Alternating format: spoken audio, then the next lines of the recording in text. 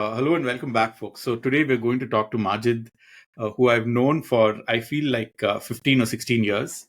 When I first met Majid, Majid was a fellow corporate person like who I am today. I was a student when I first met him, and after that I think Majid um, went and followed what I would think is his passion, and I don't want to be the one explaining that. I want Majid to explain it, and I want to hear it from the horse's mouth. So, Majid, with that, you were in corporate, you are in a very different field today. I just want to understand one, your journey, and two, your inspiration, please, Majid. Sure. Well, first of all, thanks for having me, Agnel, and I hope many people will benefit out of this. So, basically, I come from a small and humble background. So, I'm from Bangalore, India, and my journey started at an early age. Right from when I was 7 year old, my parents, my father exposed me to multiple sports to start with cricket. My father himself was a professional cricketer. He was managing a team. So we used to get inspired. And those days, that was one of the entertainment factors where we playing gully cricket, playing with relatives was fun. And also it was a close bonding within the family members. So yeah, that's how my journey started, and thereby we got into corporate world after our education. I'm a graduate, so I was looking for a career opportunity and worked in a corporate industry for more than a decade. And then as the life went by, I was realizing that I was missing something. I mean, my niche skills was sports, because I was part of the corporate tennis team as well as cricket team. So I had a plan in mind. So before I sign off from corporate world, I need to do something to create the next generation champion. So before I kind of resigned from my company, I wanted to enhance my knowledge and gain more insights on sports management. So that's where I did MBA in sports management, and thereby I was parallelly conducting some or the other event every month. Multiple sports each month, some activity, right from engage to adults. It can be a tennis tournament one month, followed by badminton tournament, cricket tournament. So more of a event management. I was looking after everything, right from interacting with the clients, enrollments, presentation. I still remember those days. I was pretty shy to speak on the stage, but this experience taught me. It gave me a lot of confidence. So yeah, that's how my journey started. And apart from that, I also before I got into coaching and mentoring kids, I did certification on tennis. So there's a international tennis federation certification. So where I did my part, and here I am. I'm in UAE now, working in Sharjah as well as Dubai. I'm training kids and adults, right from 4 year old to 75-year-old people. So so yeah, so these are the things that I'm doing now. And apart from that, I'm also training a few kids of who are from special background, like people of determination. So in my free time on weekends, I go train them to try and bring the best out of each and every individual. So yeah, and the biggest inspiration for me is my father, because he's the one who supported us and told us to enjoy the sport. I still remember those days. He was so fanatic about sports that at one point of time there were two cricket matches going on. He bought one more TV side by side, two different channels, two matches. He was so crazy about it, and he was so. I mean, because sports, uh, it's like basically it's real time. It's not like a movie retake where you rehearse and do things. So he used to enjoy, and he himself was a sportsman. So I still remember those days where my father, my relatives used to get up middle of a night just to watch a football World Cup, Wow. and it was during odd times, or maybe watch a boxing match, Muhammad Ali or anyone for that matter playing. So yeah, so yeah, it's part of a heredity, and even my grandfather used to play sports, football and things like that. So it's part of the blood. So I can say, yeah, that's how my journey started. That's amazing, Majid, and I definitely want to learn more about this. But before that, Majid, why is health and being fit important? are very much important. You see, healthy body is healthy mind. If you don't Hmm. take care of your own body, that then down the line will unnecessarily spend on our own medical. I mean, on the doctors. So we should plan our future because uh, sports gives a complete workout to your body. Some physical activity is done, some exercise is done on your body.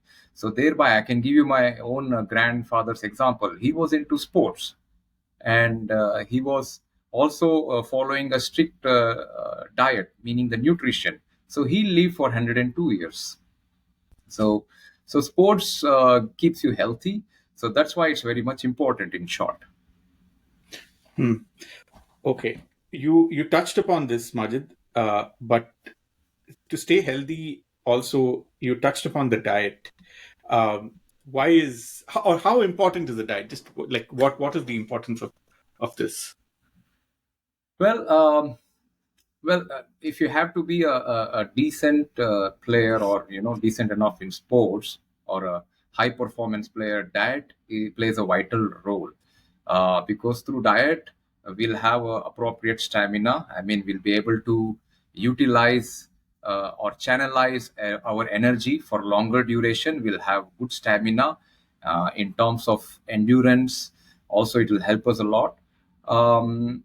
And the junk food that we eat, it gets accumulated and it's difficult to burn out. So what, like, how we are fueling the body, it's very important. If not, there are so many ailments. There's sugar, high BP, and everything is interconnected. So this plays a vital role for us to have enhanced performance. Hmm. Hmm. Thank you, Majid. Now, I'm going to shift gears a little bit, Majid, and ask you about, like, because I'm not in the space, there are a lot of misconceptions that I will probably have. So you've been in the space so deep. I know you've told me you did an MBA in this area, so you also studied in this area.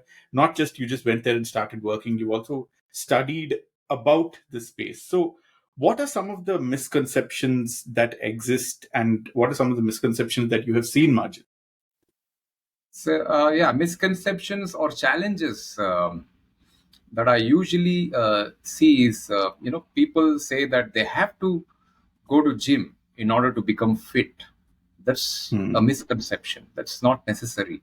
You can do certain home workouts or go for trekking with the family. So that's one of the misconceptions. The other misconceptions are, maybe few people say supplements are necessary. There are so many supplements. So that's again, you don't require in to replace supplement. If you have a well balanced diet, typically, that provides most of the nutrients. Good combination of carbohydrates, fats, proteins. So yeah, so if you have that, you don't need you Hmm. don't have to depend on supplements. As well as many people say that you need to do a lot of exercise in a day to be fit. Not necessary. Just 20 minutes of workout on yourself, a little bit of strength training, or a little bit of high intensity training. If you can do that with consistency, like at least 4 times a week, if you're able to do that, that's more than sufficient. And again, it Hmm. depends from individual to individual. So based on their we need to see if they have any complications on their body. So case to case, we have to go with that. So other than that, yeah, these are the most common misconceptions that comes to my mind now. Hmm. Thank you, Majid. So, Majid, I've read somewhere that the more you train, the better you get. But the experts will tell you that that is not true. There is a Yeah, problem with overtraining also. Like too much training is also not good. yeah. So you are the expert in this space, Majid. What is your opinion and advice around overtraining, Majid? Yes. See, first, I'll give you my own example. Somebody comes to me, I try and assess them. So I get to know when I run a trial for 30, 40 minutes, I get to know where they stand, what is their endurance like, what is their strength and power like, uh, do they have enough core strength, are they flexible, do they have appropriate mobility, as well as flexibility, coordination, balance, all those parameters. I create a checklist and gauge them. So each individual should know their own limits, because too much exercise might lead to burnout, might lead to injuries.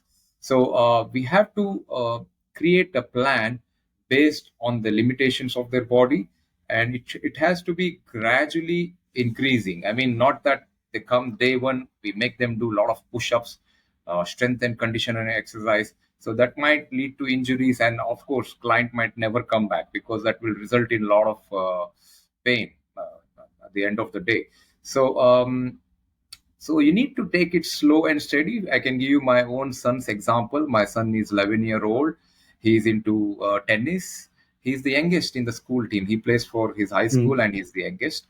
And I don't give him practice every day, because based on the age criteria, we should also understand that if any injury happens, then they're out for a month or two, or maybe they can never come back. So we need to probe, we need to say their limit, see their limitation, and see, like, start slow and steady workout. So my son, I give him training for 4 days, and other 2 days, maybe he goes for swimming or cycling, Mm. gets along with his friend. That way there's a proper balance, and injuries are kept at bay. So as a coach, we need to assess, and then and also get to know if they have any medical conditions, anything at all. So based on that, we create or we chalk out a coaching plan for them. That's amazing, Majid. Thank you, and very insightful as well. Majid, I'm going to shift gears again a little bit. Sure, sure. So you and I were talking on WhatsApp, and you had shared some photographs which were really inspiring to me, because some of them were specially abled kids, and I think they're also sometimes called kids with extreme determination or very high determination. I like maybe just talk us through your experience of training such kids, Majid. Sure. Well, I'm associated with a community called Touch Dubai. I am at Sharjah, Mhm. UAE, United Emirates. So sometimes I go to Sharjah. So I wanted to give back to society, because even, see, sports is for all, not just for people who are healthy or normal people. So there are many kids who are like people of determination, special kids. Even they deserve. So I just reached out Mhm. to them, and I have been training autism kids. Um, Now there are kids from right from 4-year-old to Wow. 40-year-old. So parents are taking care. Unfortunately, there are not many centers or not many people who come forward to train them, because they have their. You need to have a lot of patience. Let me be frank, and they require individual attention. So we have to take baby steps. So I got in touch with the community long back. Since I'm in UAE. So since then, I've been going to Dubai, and every weekend I make sure that, it's not for a monetary thing. It's just out of my own will, not for the money as such. Each human should do it. They have to do their own bit in some Yes. or the other way. So I go and train them, and try to help them improve their hand-eye coordination. So they are eagerly waiting for us, somebody who can, just go and gain the trust, and share some knowledge, show them how to go about. So that keeps them pretty engaged. So I train many kids. There are more than 50 kids who come. Mm. So before I train them, I try to get to know their medical record, because there are few kids who are sensitive even to lights flashing, blinking too much, or there's a loud noise. So you need to know their medical history before you train them. So when I train them, I just keep motivating to get the best out of each and every child. So that brings in a smile on their face. So that, that gives a lot of learning to us. It's just that it's little unfortunate for those special kids, because autism or Down syndrome is not curable. So I am doing my bit, and I hope everyone does. Majid, that is very inspiring. And yeah, thank you. I just wish every coach, be it people who are coaching uh, physical, sports and all of that, and also people who are teaching in classrooms would get inspired listening to this or think like you. So thank you so much, Majid. Uh, Majid, you've been in this space for almost now probably about a decade or maybe more. Uh, can you give us any example that comes to mind about, or like if you were to think of one example in your thing that you will always remember, which one would that be? All right. Well, there was one of the student who was just like 13-year-old boy who was 95 kgs. So he joined a tennis program, and he was overweight, obese. He didn't have many friends. He was upset. You could make that out from his body language. He was an introvert, not speaking because of, he was like little negative because of his outer appearance. He himself was an kind of, you could see that dejected and things like that. So that Mm. boy, I was able to transform him by letting him know that, basic things, what God has gifted you, and how to go about. You want to do something, you want to transform your life for better. This is the way you need to go about. So I set a goal for him and closely followed up with the child on weekly basis, on monthly basis, Wow. quarterly basis. So I was just motivating. I created a chart for him. I was constant in sharing few things on WhatsApp, the benefits of good health. And sometimes he was low and he was trying to give up, but I said, I will do with you. So I certain things I was able to emulate, so that he gets inspired, he gets motivated, and does all those exercise. So he had joined tennis program. So tennis program is pretty intense, that. I mean, it's not just hitting ball. There's a physical activity, right from doing a proper warm up, a lot of exercises in warm up, physical activity, tennis development, cool down exercise. That's how we go about. So I was, constant touch with him, and I mean, of course, he was also not able to afford the fees as such. But out of my own goodwill, I was able to help him through. And down Mm. the line, after 6 to 7 months, he was able to reduce 20 kgs. He was very healthy, and he had a lot of friends. He became popular. In fact, he had a lot of girlfriends thereafter. So he's come to UAE as well. So he's ever thankful to me. So those gestures where I was somehow directly or indirectly able to transform a few people's life, it gives a sense of satisfaction to me. So that I will never forget. And the student as well, he's always appreciative. He's always thanking me, and he's following that even now. See, coach and student is not just training for a while and let go. No, you need to help someone with a pure heart. You need to build that relationship, that trust, and you need to be in touch. So I, even now, it's been 5 6 years. He just joined for 1 week. Actually, he joined for 1 year program. Thereafter, for higher education. No, actually, he went to other country with his parents, and now he's come to UAE. So even now, he met me. He invited me. He met me in a mall. He's very thankful. He's taken his video of transformation, how he's able to transform his life. So that kind of vibes, those testimonials will be there with me forever. That's amazing, Majid. So, like on that note, then just zooming out a little bit, what is the most rewarding thing about coaching, Majid? Yeah, absolutely. As I mentioned, it's like changing the lifestyle. Instead of being Mm. lousy and lethargic, I show them the way. And of course, credit goes to the students who follow the path. So the sense of satisfaction that you get by training them well, and they spreading across a word to other members, through that we, I mean, let me be frank, through that we get more references, we get more business, and that's how I'm able to um, do my job.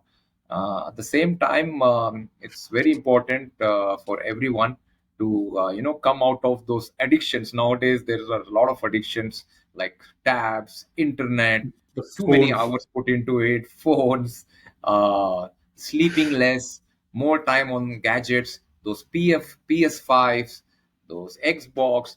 People should, I know it's difficult to immediately stop. Maybe cut down the hours. I would encourage anyone and everyone to create a timetable for themselves and have Hmm. an entertainment time. But then reduce it and focus on your own fitness, because that's what will help you in a long run. So yeah, because a few people, they want to join. When I ask them, why don't you join this weekend, they say, no sir, we have to go for a movie. No, sir. Or the other reason, they say, we have to attend a wedding. We don't have Hmm. time, sir, because we are going for a party. So these kind of reasons, and they're ignoring their own health. Somehow, people have to take out time. It's just like we giving our car for service on time. Same way, we have to take care of our body if we have to live long. Because if I can give you example, there are endless example. I just like to give a last example. I was working with a Japanese client, and he was shocked by seeing few people taking lifts just to go to second floor, third floor. He was telling me in Japan the culture is, their offices, he had his office in the 11th floor. They used to take stairs, and Hmm. lift or the elevators were used by usually old people or few women who are carrying, or who are pregnant, or people of determination. Otherwise, all the normal people, they were taking stairs, and that's the reason why it's been scientifically proven that the people of Japan have the higher lifespan. Wow. Hmm. And so, Majid, my last question for you is, like there's a lot of awareness that's spreading about why health is important. Especially now, I think North America also people are starting to understand the importance. So, what would your advice be to someone who is getting started in this journey of getting to better health, Majid? Yes, sure. See, no journey is small. It's never too late to try good things. So they can start with something small, probably brisk walking with family members, go out on an adventure trekking, maybe. There are so many things you can do. Or maybe when while you're sitting at home watching a TV, take something like this. Let me just show it to you, like a the squishy ball where you compress, release, so thereby you're strengthening your wrist as well as your forearm. As well as for kids, you can they can do so many activities, maybe jumping jack. Don't still sit idle for long, for many hours. So maybe do push-ups, small progression, maybe do 3 push-ups now, tomorrow increase to 5, day after 7, 10, like that. So there are so many things as per the age people can do. And few people like doing cycling. You can do cycling, it's never too late. I even now I see 70, 75-year-old people enjoying cycling in many European countries. So as well as I can give you my own grandfather example. I still remember those days. We were like 5 or 6 year old, and he used to go to his work by the cycling. And then it was like 10 kilometers away from home. So up and down he used to do cycling. Thereby it was strengthening his legs directly or indirectly. So when he was coming back, we were waiting for him because he used to get us those small candies, as well as he was carrying huge loads of vegetables because his shop was right beside the market where he used to purchase a lot of vegetables. And then when he was here coming to home, we used to go running towards him, and then he used to lift those bags, put it down, and he used to do this action, with his index finger, his forehead, like this, And when he was doing this, we used to see the sweat dripping down, like as though you open the tap, right, with water. So those are the things, simple things, being content with what you have, never to compare yourself with others. Simple, simple life. So all I'm saying is, just start with something small. There are also free materials online as per the age, as per the criteria. You can always approach a fitness trainer, but again, I wouldn't suggest people spending a lot at gym or private trainer. There are so many things available for free. Just watch that. If you still have any doubt, I'll leave my number. Maybe Agnil, you can leave my contact number in the description. I'm happy to help anyone, or anyone for that matter. Let it be men, kids, ladies, women. So I'm always there. So there are a lot of free materials which you can make use of. So yeah, that's my suggestion. So start slow, and if you have any limitation or BP, there are so many medical things, right? So if there's something like that, listen to your body. Always start slow. It should not lead to any burnout. Consult a doctor or a nutritionist. Will just check with them, what food are you consuming. Just let them know. Maybe take those pictures, share it to them, the 3 time meals or 2 times meal per day, whatever you have. That way they'll be able to suggest you what you need to fuel in your body with. So it's a combination of many factors that you become more and more healthy and fit.